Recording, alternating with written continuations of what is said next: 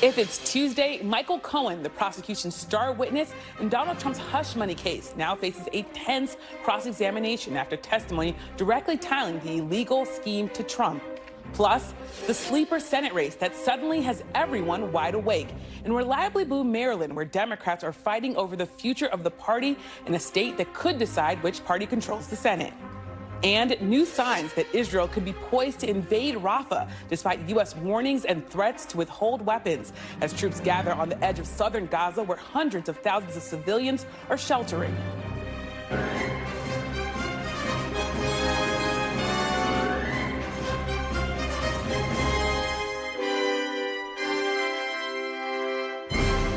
Welcome to Meet the Press Now. I'm Yamiche Alcindor on day 2 of Michael Cohen's testimony in Donald Trump's hush money trial, with defense attorneys now grilling the man who once worked as the former president's fixer. This afternoon, Trump's attorneys began their cross-examination, confronting Cohen with some of his public statements lashing out at the former president during the trial. That came after a day and a half of testimony in which Cohen laid out the former president's involvement in the hush money scheme to keep Stormy Daniels silent about their alleged affair. Cohen testified that he made those payments at Trump's direction, and he said that they were acting to protect his campaign and that Trump himself was part of the efforts to cover them up as legal services. This morning, as he entered the court, the former president spoke to reporters, once again repeating baseless claims and conspiracy theories about the nature of the trial. The gag order has to come off. So when you ask me a question about the people that we're talking about, I'm not allowed to answer. There's never been anything like this in the history of our country. It's a scam. It's election interference at a level that's never taken place before. Today, prosecutors confirmed that Michael Cohen will be their final witness, at which point the defense will lay out its case before proceeding to closing arguments. Right now, it's unclear if Donald Trump will take the stand in his own defense. As the legal case unfolds, we're also watching a political show of support from some of Trump's most ardent allies. Today, they were in the courtroom in a show of loyalty to Trump while echoing his unfounded claims about the case. I've never seen anything like it. This is a joke. It is a farce. It is a travesty. We are better than this as Americans. I will tell you right now, the same way that I stand here steadfast behind our president, I know that America stands with him as well. They see this sham indictment. They see this for what it is without any actual substance whatsoever. This is a sham. This is not the United States of America. This is some third-rate banana republic. If this were happening in another country, we would be laughing at them as a sham democracy. For more, I'm joined by NBC News national correspondent Yasmin Vasugan outside the courthouse in Manhattan. Also with me are 2 NBC News legal analysts, Danny Ceballos, who's also a criminal defense attorney, and Catherine Christian, who's also a former Manhattan district attorney, assistant district attorney. So thank you so much, all of you, for being here. Yasmin, I want to start with you. What has been the tone of the defense attorney's cross-examination so far as they take on, of course, Michael Cohen? He's been somewhat all over the place when it comes to cross-examination with Todd Blanche, about 2 hours into this thing, and he kind of keeps jumping back and forth when it comes to Michael Cohen's credibility, kind of chipping away at his credibility. I see this as stages of grief, Yamiche, starting off with, first of all, how Michael Cohen has this axe to grind with Donald Trump, and then subsequently going towards this media-hungry individual who has a podcast, who is seeking out a job, who is on CNN, who was on MSNBC, who was trying to leak information to media outlets throughout his time after 2020. And then they move on to how Michael Cohen was treated by Donald Trump subsequently, how he was treated him while he worked for him. And he saw Donald Trump as a father figure, and he paid him well when he was hired in 2007, and he paid him a salary of $375,000 a year with a $125,000 bonus. And how could you go after a man that was treating you so well? And he was a good man, wasn't he? And you said he would make America great again, didn't you?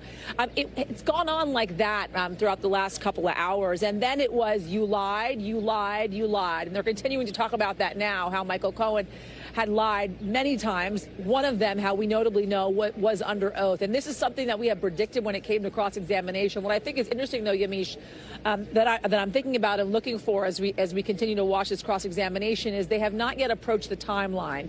During direct from Susan Hoffinger, they really kind of ticked through the timeline, kind of building this case when it came to conversations, especially that were had in the lead up the payout to Stormy Daniels, and especially in January and February of 2017 after Donald Trump had become president, setting up those payments, that $35,000 a month payment, or reimbursements, as Michael Cohen put it, to pay back the $130,000 that was paid off by Stormy Daniels. They have not quite gotten into that timeline, trying to poke holes in that timeline. It'll be interesting how it is Todd Blanche gets into that timeline and how he subsequently tries to poke holes in that timeline, but certainly wanting to set up this idea of lacking in credibility before they get into that, Yamiche. Such interesting stuff. And Yasmin, I also want to ask, yesterday we saw Michael Cohen that we did not see when he's on cable news. He was uncharacteristically modest. He was measured. What was his demeanor today on the stand? He's different now in cross-examination. I think all of us expected this, and I'm sure Danny and Catherine can speak more to this when you get into it with them. But yesterday he was very succinct. He answered the questions that he was asked. He gave a lot of yes or no answers, saying yes, ma'am, and no, ma'am. Here he is trying to hold up, it seems, Todd Blanche a little bit more, not necessarily wanting to admit, for instance, to lying, instead saying, well, it sounds like something I would say, or it sounds like something I would do, or it seems as if that is what I did. And Todd Blanche reiterating the question that he asked, and then Michael Cohen reiterating, well, yes, that sounds about right. And so kind of trying to hold up Todd Blanche's questioning, it seems, and also the momentum that he's trying to gain in this cross-examination. I imagine he'll be having conversations with his personal attorney tonight about his cross-examination and how he'll be on the stand tomorrow, but certainly a different tone today during this cross specifically. One other note I'll make, Yamiche, during direct, when Michael Cohen talked about when his apartment was raided, along with how he felt when he received support from Donald Trump, a phone call, the last phone call, by the way, from Donald Trump after his apartment was raided. He looked to the jury specifically throughout this entire time. He's been speaking directly to the attorneys, both Susan Hoffinger and also now Todd Blanche in cross-examination. In those moments, he looked to the jury specifically to say how hard it was on his family, how worried he was, how anxious he was, not only that his apartment was being raided, but then when he received the call from Donald Trump saying, listen, I got you, buddy. I'm paraphrasing here. We're going to take care of this. You're going to be okay. That he felt that support and loyalty still, even in that moment after his apartment had been raided. In both those instances, somewhat trying to humanize himself, it seems, looking to the jury to communicate that, Yamiche. Interesting stuff. And Danny, I want to come to you as a defense attorney. What do you make of Todd Blanche's cross-examination, what we've seen so far? I'm reading it in the Google Doc, as we all know, so I'm not in there hearing it. But I got to say, I sympathize with defense counsel. They're all very able. They're all very talented. But, you know, look, I think they may be suffering from an embarrassment of riches. There's just so much to go after Michael Cohen about. It's difficult to organize it. And Michael Cohen is being difficult. Not the most difficult that he could have been, but certainly mid-range difficult. He's not fighting on each and every question, but also, some of the questions are leaving him a little wiggle room. If you ask him, for example, I'm paraphrasing, but is it fair to say you're motivated by fame? Is it fair to say? And Michael Cohen's going to take that and turn it right back on defense counsel. So I think it's a combination of maybe a little lack of organization on the questioning and Michael Cohen pushing back, not as much as Stormy Daniels, but certainly pushing back some. I also want to ask you, of course, Danny, about this entourage that we saw Donald Trump go into the courtroom today with. Are you concerned that the appearance of prominent Republicans like House Speaker Mike Johnson, that could influence the jury in this case? Look, you're always hoping that people come to watch a defendant, if you're a defense counsel, like mom, dad, the kids, relatives, friends, maybe even influential friends. But influential friends on this order is something that I doubt a lot of criminal defense attorneys have experience with. So I guess from a criminal defense perspective, it might be helpful, but it might also be a massive distraction. And look, you have jurors who may be sophisticated enough to understand what's really going on if they recognize those faces. If they see some of those politicians in the courtroom, they may not see it as traditional support for a defendant, but rather a political move designed to further the politician's own interests. So it's hard to say how that's playing, mostly because who's ever seen that in a courtroom? Who has ever seen that in a courtroom? It's a good question, and I can't see them all standing there and not say that they're all dressed alike. It's all a little surreal. But Catherine, I want to come to you. The prosecution is effectively done presenting its case. They're going to have closing arguments. But how they do, in your opinion, do you think they met the burden beyond a reasonable doubt here? I think they did. And the jury will decide that. But what they did, which was smart, I wouldn't have ended with Michael Cohen, but that's the style. They made sure to have enough testimony that he had nothing to do with, that was corroborated. You know, his banker, Stormy's lawyer, starting off with David Pecker, I thought was a very smart. He outlined what the conspiracy was. So when Michael Cohen testified, it was just basically the jury saying, okay, we heard this. That's what his lawyer said. That's what Stormy Daniels' lawyer said. That's what his banker said. That's what Hope Hicks said. So the prosecution did a good job with that. However, the reason why they called him is because they need him. He's the one who said that Donald Trump said, just get it done. He's the one who's saying that Donald Trump knew that they were falsely classified as legal expenses. That's why the defense attorney, as Danny says, they have a bunch of information that they can go after him, are going after him so hard with his credibility. Tomorrow they have off. The prosecutor will not be able to speak to Mr. Cohen, but he has a personal lawyer who might say to him, just say yes and no. Don't say it sounds like it, possibly. Also, there are two lawyers on the defense team, no offense to Mr. Blanche, who are far more skilled cross-examiners than he is. Maybe the three of them will huddle and then do something a little different on Thursday. And you bring up the issue of credibility. Prosecutors, and we imagine, had known that the Trump's lawyers were going to go after Cohen's credibility here. Do you think that they tried to pre-butt that they did a good job of trying to get ahead of some of that? My only critique with Susan Hoffinger, who did an excellent job on direct, is that she should have leaned more into Michael Cohen's hatred of Donald Trump. There's nothing wrong with the fact that he hates Donald Trump. He has a reason to hate Donald Trump. So bring out the TikTok. Bring out that, he has a T-shirt with Donald Trump in bars. So when it's on cross-examination, the jury has already heard that. So that's my only critique. She should have leaned more into Cohen's basically hatred of Donald Trump. And Yasmin, I want to come back to you. The president had this political entourage that we saw in court today. It included, as we said, the House Speaker. Who else was there, and what were they saying? So you said Speaker Mike Johnson, Vivek Ramaswamy, Governor Doug Burgum, Corey Mills. I'm looking down at my list here, Yamiche, to make sure I get it all right. Representative Byron Daniels as well. We heard from all of them at some point today, earlier on, especially after they came out of the courtroom, and they all had the same message, which is the same message, by the way, that Donald Trump has had this entire time as well, which is this is a sham trial, and this is, they're politicizing the justice system, and there's no reason this trial should even be happening. And they don't even say, for instance, that Donald Trump is not guilty because they don't even believe this trial should actually be going on. I actually had the opportunity, by the way, to speak to Vivek Ramaswamy earlier today. I asked him a couple questions about why he was here.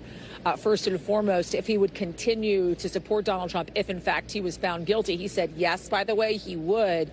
Why he was here, he said he came on his own volition. I asked him if the former president actually asked him to come, because, by the way, the former president was calling them all his quote-unquote surrogates in the hallway outside the courtroom earlier today. He didn't identify himself, though, as his surrogate. He said more so that he was just here on his own volition. I asked him if Donald Trump had asked him to be vice president or if he would consider it. He said yes. And I said, listen, you have called him a sore loser. You said after January 6th, his behavior was abhorrent, and yet here you are supporting the former president of the United States. And one again, kind of reiterating what we've heard from so many of them, which is sham trial, politicizing the Justice Department. I think the big question is who's going to be here tomorrow, Yamiche. Yeah, that's a big question. And Danny, the defense will begin presenting its case in the coming days. How do you expect them to make their case to the jury? And would you, if you were doing this, if you were part of this team, would you call Donald Trump to the stand? They may call 0 witnesses. We may see no defense case because they may take the position that they have enough to argue reasonable doubt and just stand on the fact that the prosecution has the burden to prove its case. You start calling witnesses, you only call them if you really, really need information out of them because it's a risk. Then you sort of shift the burden, not really, but you sort of shift the burden when you start putting on your own evidence, and you never know what landmine you're going to step on. So I'm starting to think that the defense may end up calling 0 witnesses, rest, and then argue things like there's insufficient evidence that that Donald Trump actually directed the falsification of the business records. He doesn't need to actually come over with a pen and falsify them. That's not what the jury instructions require. But the defense might argue on that point, and maybe the intent to defraud. Those might be some points they'll argue on. But I'm starting to think there's a real possibility that we won't see any witnesses from the defense.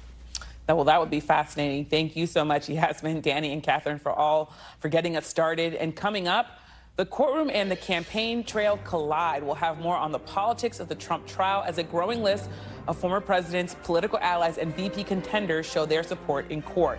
But first, the battle for control of the Senate. We're spotlighting Maryland's competitive and expensive Senate primary as voters head to the polls. We've got new NBC News reporting from the ground and Steve Kornacki at the big board. You're watching Meet the Press Now.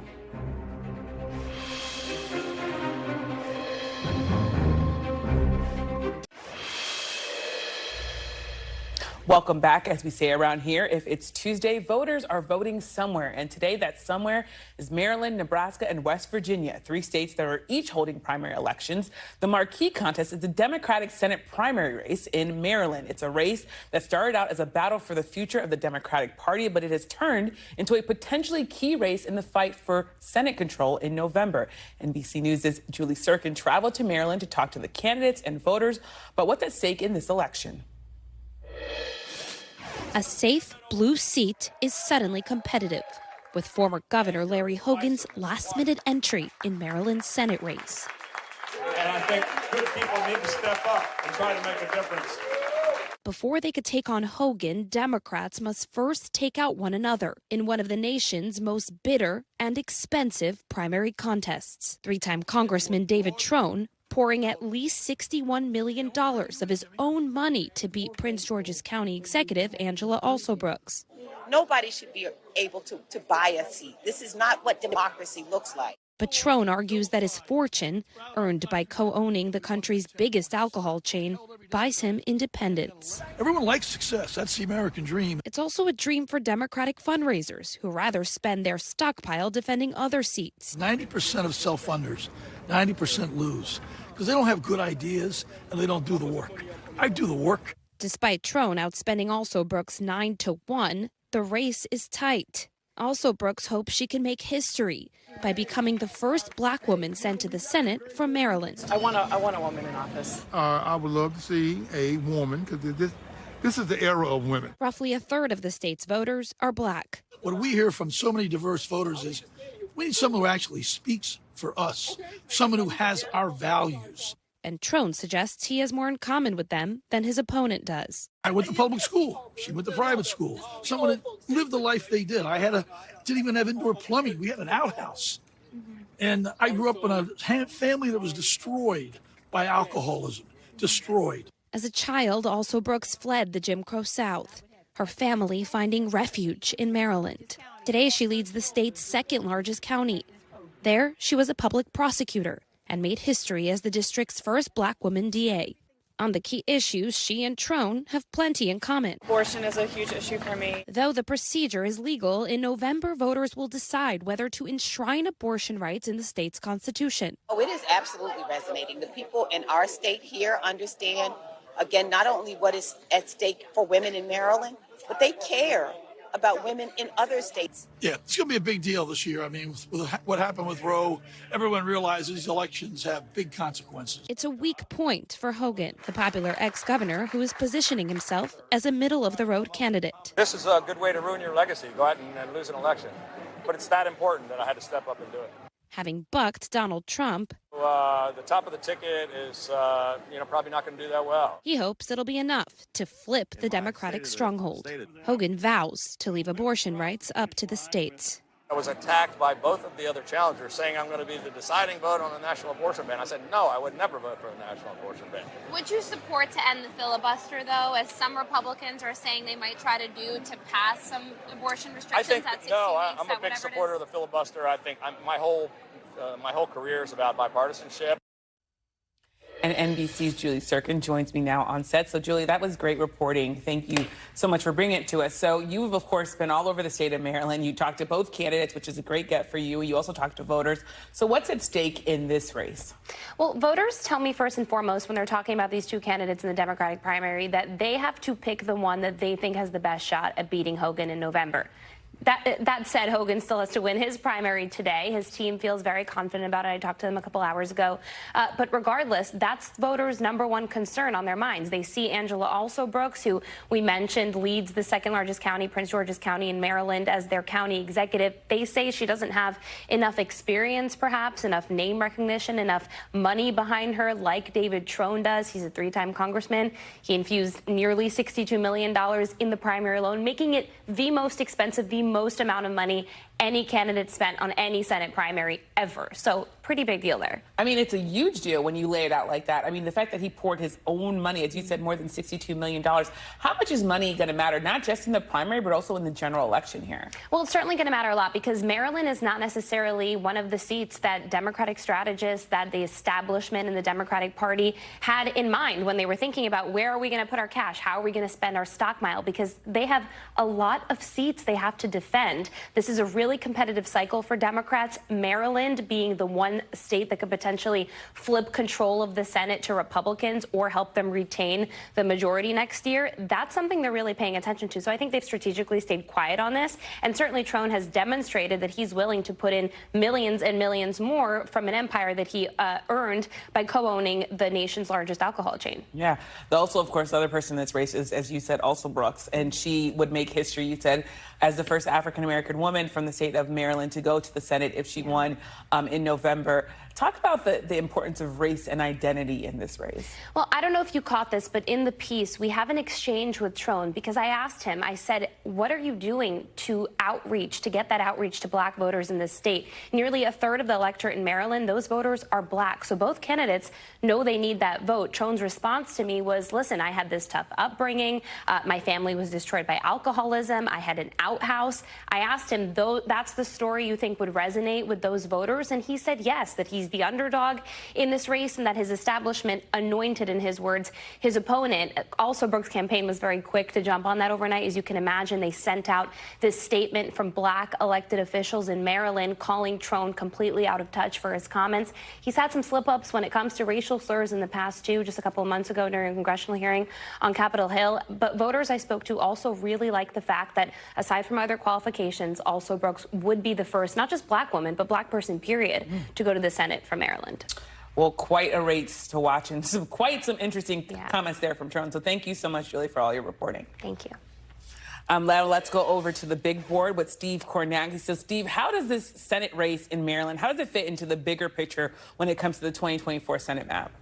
Yeah, I mean, I guess the question is, does it fit into the bigger picture? Yeah, certainly we'll see who the Democrats nominate tonight. There has been scant polling. There's been a little bit of it, though, testing general election matchups. And Larry Hogan, a popular two-term governor, has led both of these prospective Democratic candidates in the polling so far. So if you take a look at the Senate map nationally, you see Maryland right now, obviously currently a Democratic-held Senate seat. The skepticism here, and the reason it's a question, obviously, whether this will be part of the picture come November, is that Maryland voted for Joe Biden by 33 points. And you just don't see too many examples these days. You used to in the old days, or maybe even the not so old days, but not in the Trump era. You don't see examples of states that are that far to one side in the presidential race turning around and voting for a candidate from the other party in a Senate race. It happens more frequently in governor's races, but when those Republican governors try to do it in Senate races in blue states, the track record's not great. There's a couple anecdotal examples in the not so in the distant and recent past here. Linda Lingle, two-term Republican governor in Hawaii, tried to run for the Senate in 2012. She's a very popular governor. She got blown out because Democrats carried Hawaii. Barack Obama did in the presidential presidential race by 43 points. Just created too vast a tide for her to overcome. So the anecdotal examples that are out there are not encouraging to Hogan. But again, he does have a groundswell there of personal popularity in Maryland. And if ever we got to September and October and this race were still close in the polling then and Republicans managed to put this in play, obviously that could completely upend this map, because Democrats have been talking about, hey, maybe they can hold on to Ohio, maybe they can hold on to Montana and hold on to the Senate. And if Republicans came around and put Maryland in play, that would obviously destroy, I'd say, the Democrats' chances on the spot, and it would just open the door to the question of how many seats would that Republican majority be. Well, that really takes me to the next question that I had for you, which is you've been doing a lot of digging on this really what we think of as a dying breed, which is split ticket voters. Could we see more of that in November, and how could that impact where things go? Yeah, so this is interesting. Obviously, Larry Hogan would need a ton of split-ticket voters, a ton of those folks who vote for Joe Biden to cross over, vote for him in the Senate race. Here's what's been happening when it comes to that kind of split-ticket voting. Here's all the presidential elections since 2000, and we're looking at the Senate races that were held in the same year as the presidential race. And the number here, what you're seeing, these are the number of split-ticket results. The state votes for the presidential candidate from one party and then votes for the Senate candidate from the other party, as Hogan is trying to pull off in Maryland. Again, 2000, 2004, even as recently as 2012, it wasn't that uncommon. And then look what happened. The Trump era begins in 2016, and it goes right down to zero. No split-ticket results in 2016. And then in 2020, one single state, that was Maine. Susan Collins, the Republican senator, won it by 9, as Joe Biden won it by 9 in the presidential race. So that was the one example so far in the Trump era. But if you're Larry Hogan and your other candidates like him around the country, here's one thing that might give you some encouragement. Polling this week, certainly talked about it yesterday in the presidential race from battleground states by the New York Times and Siena. These are the registered voter numbers in these battleground states they surveyed. And obviously the headline yesterday was Trump leading in five of these states, Biden up only in Wisconsin. But the Times also polled 4 of these states that have Senate races. And take a look in the Senate races. The 4 states that they surveyed, the Democrats lead in all 4 of them.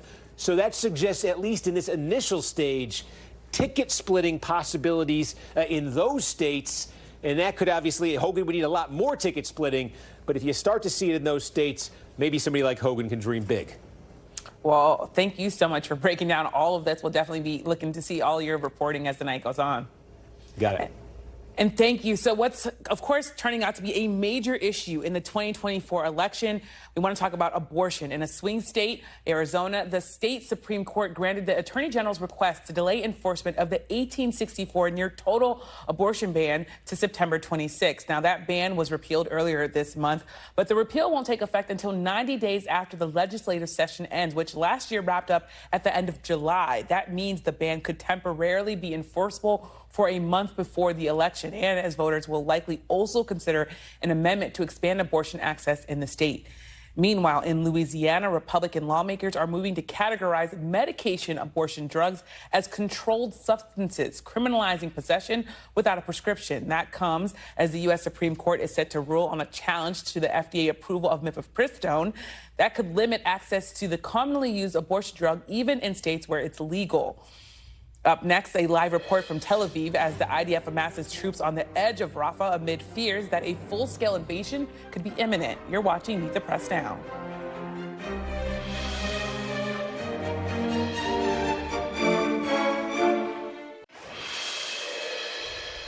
Welcome back. There are new signs that Israel's expanded operations in southern Gaza could begin soon, even as the U.S. urges against the move and threatens to withhold weapons shipments. 2 U.S. officials tell NBC News that Israeli troops have begun to amass around the city of Rafah.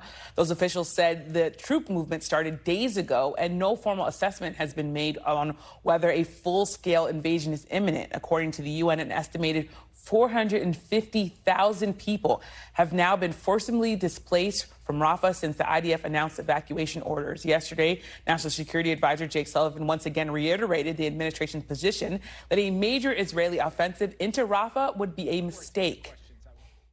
We still believe would be a mistake to launch a major military operation into the heart of Rafah that would put huge numbers of civilians at risk without a clear strategic gain.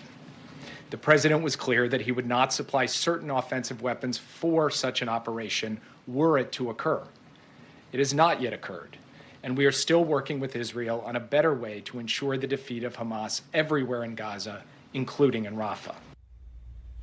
Joining me now is NBC News international correspondent Ralph Sanchez in Tel Aviv. Thank you so much for joining us. So where are we seeing the most Israeli troop activity around Rafah, and what's really been the impact of their presence as we're now hearing all these warnings and threats? So, Yamish, the fighting is focused right now on the east of Rafah. You heard Jake Sullivan say there that Israel has not yet pushed into the very heart of the city. But what started off as a fairly limited tactical operation in eastern Rafah does seem to be getting bigger every single day. So 100,000 Palestinian civilians were told to evacuate on the first day of this operation last week. We are now at a point where 450,000 Palestinian civilians have been told to evacuate. There are more than 1 million Palestinians in Rafah altogether. These are people, many of whom have been displaced from their homes in northern Gaza. They fled several times following Israeli instructions, and they went down to Rafah. And the question is, how big is this Israeli operation going to get? And are they going to cross the red line that President Biden has drawn, saying no major military operation in the heart of that population center? Yamish. Those are certainly questions we're going to be watching for. And we've confirmed now at NBC News that National Security Advisor Jake Sullivan will travel to the region this weekend. What more do we know about that trip? And do we think he can persuade Israel not to launch a broader offensive here? So Jake Sullivan heading first to Saudi Arabia this weekend. That's according to a U.S. official. This is actually a delayed trip. He was supposed to be there a couple of weeks ago. He suffered a rib injury and had to delay that overseas travel. But he's heading to Saudi Arabia. He is going to be in Saudi trying to come up with an inducement for Israel to, one, not go ahead with this Rafah operation, and two, to work towards a two-state solution on the other side of this war. And one of the prizes that the U.S. hopes it can offer Israel that might convince Prime Minister Benjamin Netanyahu to change course from the one he's on right now is the possibility of normalization of diplomatic relations between Israel and Saudi Arabia. It's something Prime Minister Netanyahu wants badly. Does he want it badly enough that he's prepared to allow a Palestinian state? That remains to be seen. And then, as you said, Yamish, Jake Sullivan is heading here to Israel afterwards. And one of the top priorities is going to be trying to dissuade the Israeli government from expanding what is a pretty significant military operation in Rafah into an all-out assault on the city. The thinking is Israel unlikely to launch that attack while Jake Sullivan is in the country, but it might be the last best chance the U.S. has to try to convince them to change course. Yamish. Well, thank you so much, Ralph Sanchez, for your reporting in Tel Aviv. After the break, betting on Nevada, new polling shows Donald Trump with a double-digit lead in a state where Democrats have a long-running winning streak in the presidential race. You're watching Meet the Press now.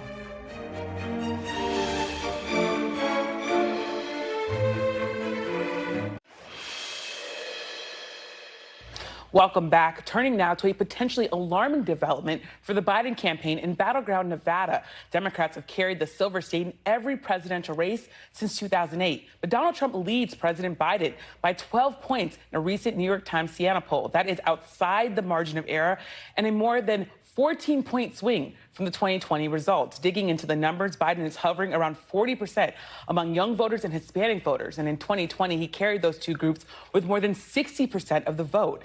Now, the Biden campaign does have paths to victory without winning Nevada. But in a close race, every battleground state could decide the presidency. Joining me now is the editor and CEO of the Nevada Independent, Jon Ralston. Thank you so much, Jon, for being here. Now, of course, you're our Nevada oracle. You've said this is a very bad poll for President Biden. How concerned should the Biden campaign be about the state of Nevada? I think they should be very concerned, Yamisha. As you said, it's been since 2004 since the Republicans have won here, and the Democrats, thanks to the machine created by Harry Reid, have been able to pull out some close races during the last two cycles. Biden only won by 2.5 points here. The state has changed some. The Hispanic vote is a concern. I think smart Democrats on the ground here, those who have helped build the Reid machine and those who understand what's going on, are concerned. And I think they probably want to ring the alarm bells to the Biden campaign that even though I don't think they believe that that 12-point margin is the right margin, that Biden is behind here and that he has some work to do. The only good news in this poll, I think, for the Democrats is it's only mid-May.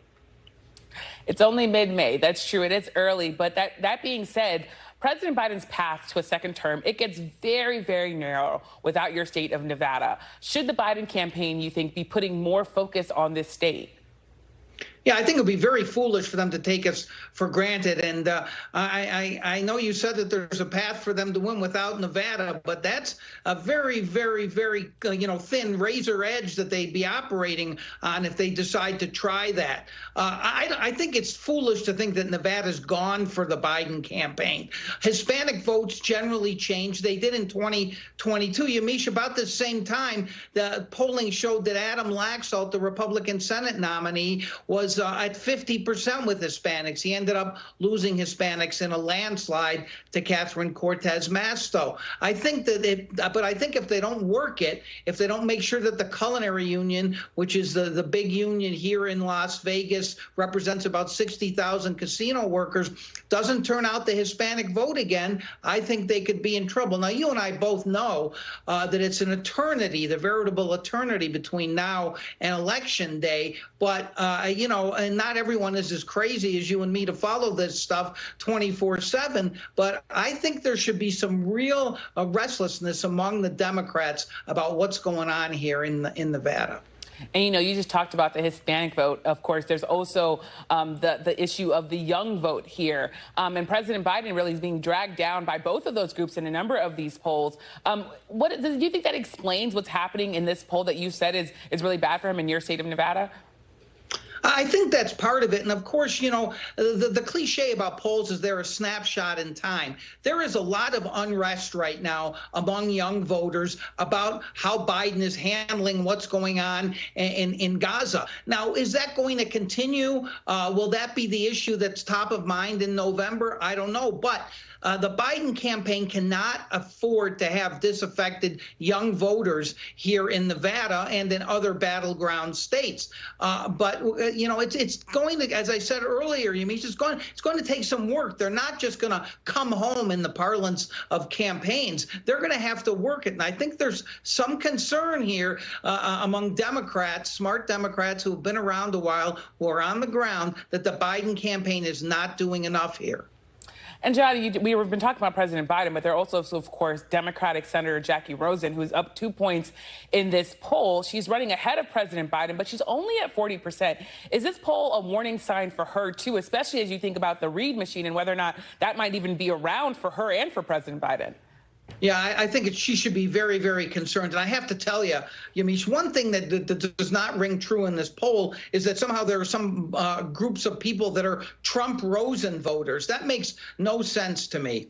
If Joe Biden were to lose Nevada by double digits, which, by the way, I think is highly unlikely, Jackie Rosen is not going to survive. And the carnage here for Democrats up and down the ticket is going to be very, very broad and deep. So she should be very, very worried. They are worried. They're worried about Sam Brown. They've been attacking Sam Brown throughout the primary. They know he's the strongest candidate, even though he hasn't been in Nevada that long, and he has a history of some statements that are coming back to haunt him now. But he's the strongest of any of the Republican candidates. And as you know, we're a purple state. And the bottom line is Catherine Cortez Masto barely won against Adam Laxalt, who was a terrible candidate. So I think Jackie Rosen should be quite concerned about this poll. Well, there's no one better to talk Nevada politics with than you, Jon Ralston. So thank you so much for your time. Thanks for having me. Still to come, trial balloons, why Trump's allies and vice presidential contenders are descending on his hush money trial. The panel's next. You're watching Meet the Press Now.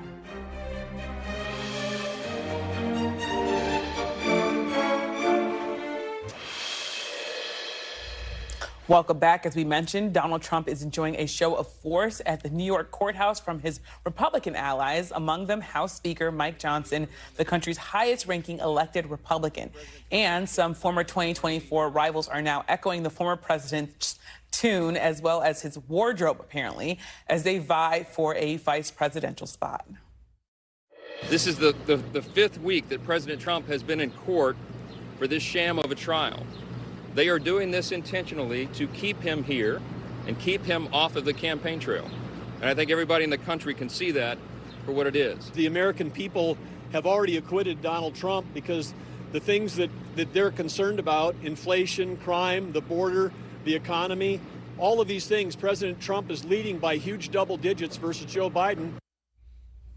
Joining me now is my panel, Akayla Gardner. She's a White House correspondent for Bloomberg. Faiz Shakir is advisor to Senator Bernie Sanders, and Stephen Hayes, editor of The Dispatch and an NBC News contributor. So thank you all for being here. Kayla, I want to start with you. I mean, first of all, it was really interesting to just see them all lined up for President Trump, his supporters, of course. But a New York appeals court, it rejected former President Trump's bid to overturn his gag order. But now he's saying that he has surrogates. And I wonder if you think about sort of what it means that you have these people now speaking at the court, basically saying all the things that Donald Trump wants to say but can't say. Yeah, they're doing exactly what you said. They're doing what he can't in this case.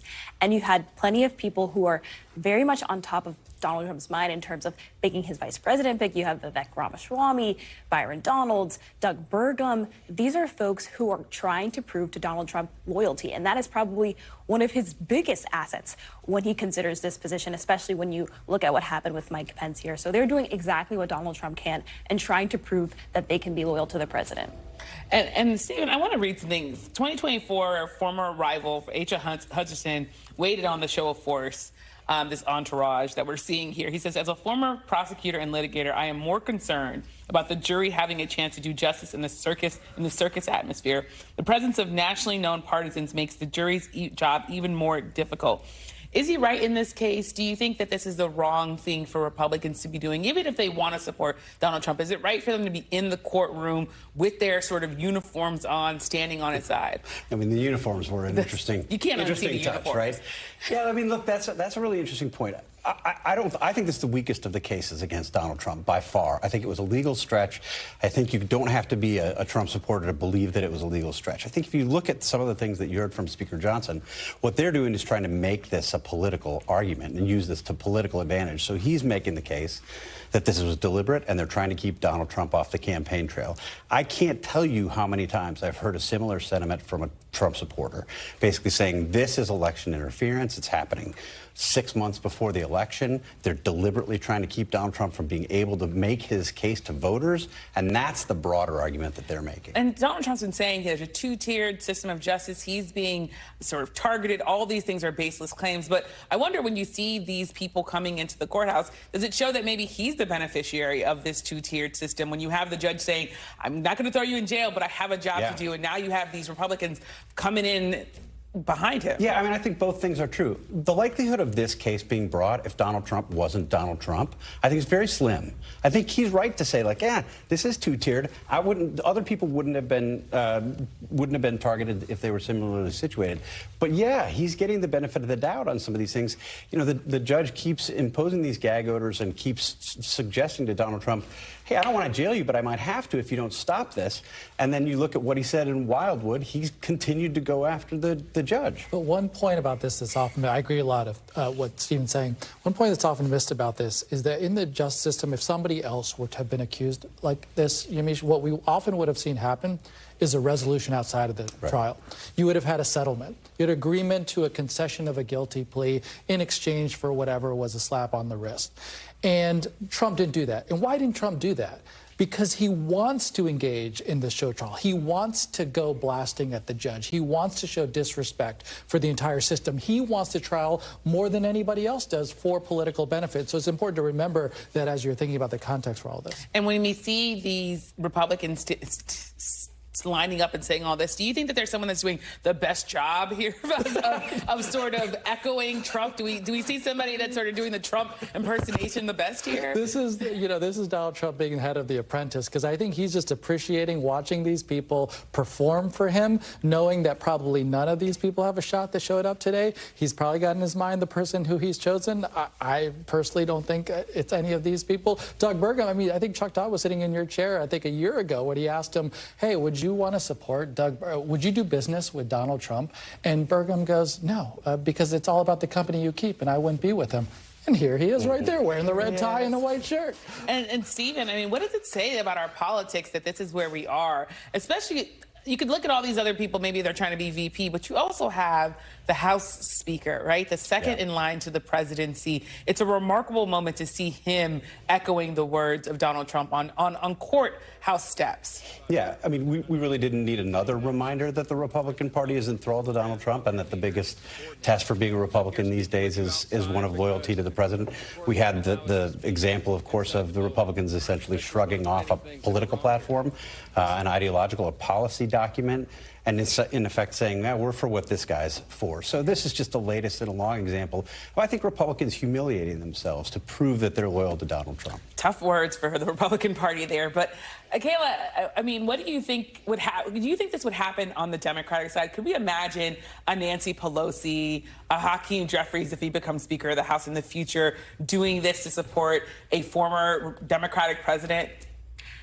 I don't see why not. I mean, we saw something similar with the president's son, Hunter Biden. We saw Democrats continuously calling this, or the impeachment attempt against President Biden, a sham, if you will, similar to what Republicans are doing now. I don't see any reason why the same situation wouldn't apply to Joe Biden as well. I could hear Faiz maybe saying, but this is a little different, right? Yeah, the theory of a president who says, I don't follow the verdict of the American public, it was all a sham, it was a loss. It's so unique to Donald Trump. His egregious behavior is so unmimicable to my mind of how a Democrat would ever do or wouldn't do those kinds of things. And Akayla, I also want to come back to this idea, and actually a different issue here, still election related. Maryland, of course, it's election day here. What do you make of the Maryland Senate race and all of the issues that are that are happening in that race right now? Yeah, it's certainly fascinating, I have to say, also as a Maryland native. But you have two very strong candidates here. This could be a very close race. David Trone, obviously a millionaire. He's poured so much money into his campaign. He's been on the airwaves for almost a year now, so he certainly has name recognition. People have seen those ads. But you also have Angela Alsobrooks, who would be a historic election. Of course, she would be only the third Black woman and the first Black senator from Maryland. So you have two very different campaigns here. Alsobrooks also has huge endorsements, of course, from Governor Moore, the lieutenant governor. She's almost the establishment candidate here, but yet this is still a very close race despite those endorsements for her. And Stephen, if you're Larry Hogan, who has to win his own race, by the way, but who would you want to win if you're Larry Hogan on the Democratic side? Yeah, it's a very good question. I mean, David Trone had originally said, I'm going to spend a lot of my money until I win the primary, and then I'm going to let the DSCC jump in and sort of fund me. And then as the election tightened, he said, oh, I may be prepared to spend some of my own money. I think he's probably easier for Larry Hogan to take on. Larry Hogan had 77% approval rating when he left office as governor. He's a pretty formidable candidate, even given all of the things that Steve Kornacki laid out for you in the sort of uphill battle. So I think he probably would prefer to take on David Trone. And Faiz, can Democrats afford to spend the money that they will need to spend if this becomes competitive, if Larry Hogan wins his primary? They won't need to spend the money if it's not David Trone. David Trone needs to spend money because he's unlikable as a candidate. He's a billionaire bully trying to buy a seat.